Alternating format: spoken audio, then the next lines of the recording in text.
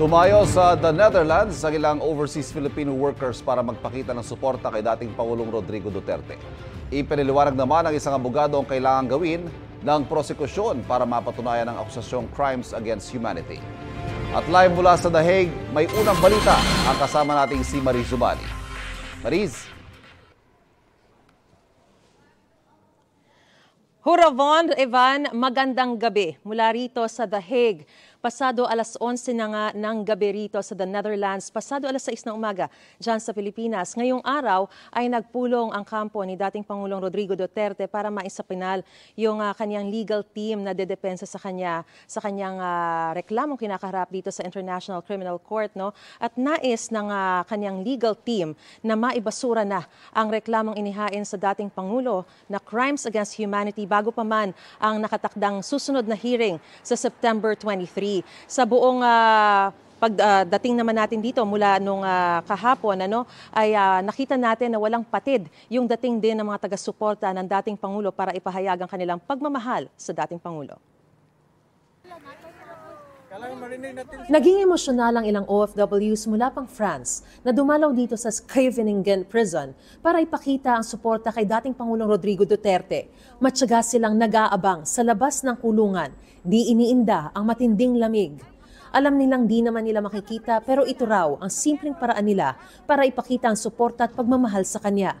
Saan na raw makita ito ng International Criminal Court? Alam namin yun na hindi namin makikita si tatay, pero kailangan namin siyang suportahan kasi mahal na mahal namin si Tatay Digong sa Mindanao. Kanina raw dumalaw din sila sa ICC at nagpunta sa simbahan para ipagsindi ng kandila at ipanalangin daw si Duterte. Babalik daw sila sa March 23 para dumalo sa malawakang rally at may pagdiwang din ang kaarawan ni Duterte sa March 28. Mapakinggan ng ICC yung boses ng mga Pilipino. Kasi di mo alam, ang napakadami talagang Pilipino na for Duterte. Sa ngayon, at tanging si dating Executive Secretary Salvador Medialdea pa lang ang formal na tumatayong abogado ng dating Pangulo. Sabi ni Attorney Harry Roque, nakausap na niya ang British-Israeli lawyer na si Nicholas Kaufman, na kabilang sa mga isinumitin nilang pangalan sa ICC para maging counsel ni Duterte. I have confirmed kung sino yung lead counsel. And the only one na na-recognize ang hukuman is Attorney Bingbong Medialdea. Hindi ko alam kasi hanggang ngayon wala pa rin kaming permiso to enter the detention facility. No? But nagkausap kami ni Attorney Hoffman at nag-aantay pa rin kami. Batay sa website ng law firm ni Kaufman, naging prosecutor siya ng International Criminal Tribunal for the former Yugoslavia at International Criminal Court sa The Hague. Sabi ni Roque, pinaplano nilang questionin ang jurisdiksyon ng ICC bago pa ang nakatakdang susunod na hearing sa September 23. Naghahanda na kami ni VP Sara isang taon nang nakakalipas. Okay? And everything that we expected to happen, in fact, happened. So meron kaming contingency for everything that has happened. Sa September 23, nakatakda ang confirmation of charges hearing para malaman kung may sapat na ebidensya na nagpapakitang may substantial grounds na nagawa ng suspect ang mga akusasyon. Batay sa arrest warrant ng ICC kay Duterte, may reasonable grounds para paniwala ang responsable si Duterte bilang indirect co-perpetrator para sa crimes against humanity. Sa datos ng Philippine Drug Enforcement Agency, mahigit 6,000 ang napatay noong giyera kontra droga ni Duterte. Ayon sa Commission on Human Rights, umabot yan sa 27,000.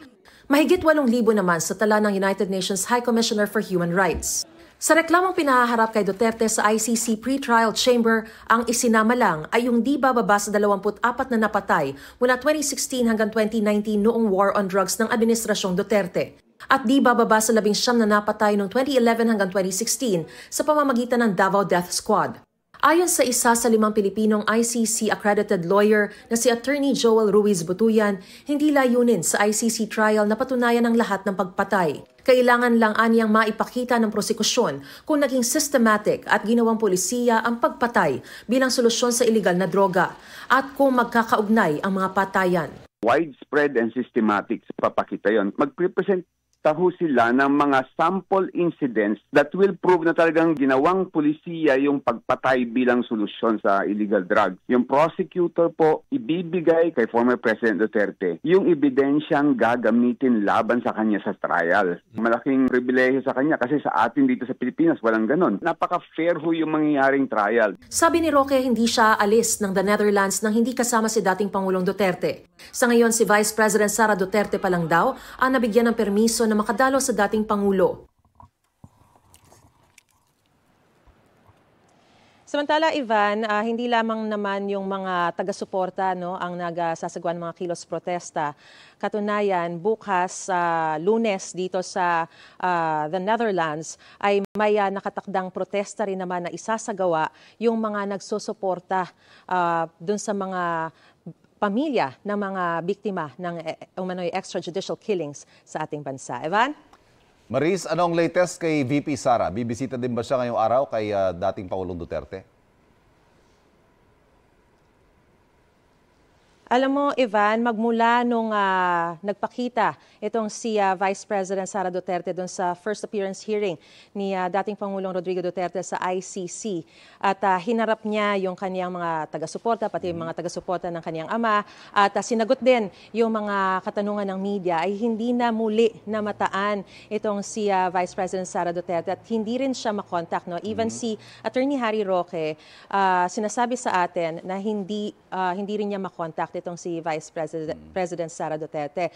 Pero merong daily pass itong Vice Presidente para mabisita nga niya ang kaniyang ama. So wala tayong konfirmasyon kung everyday niya itong ginagamit, pero I believe it is safe to assume na posibleng regular niyang binibisita ang kaniyang ama para kanyang ma-maximize itong kanyang daily pass. Evan. At kailan daw ang dating kaya, Maris, sa ibang anak ng dating Pangulo dyan sa the Netherlands? At pagdating nila, magkakaroon din kaya sila ng sinasabi mong daily pass dahil immediate family members sila?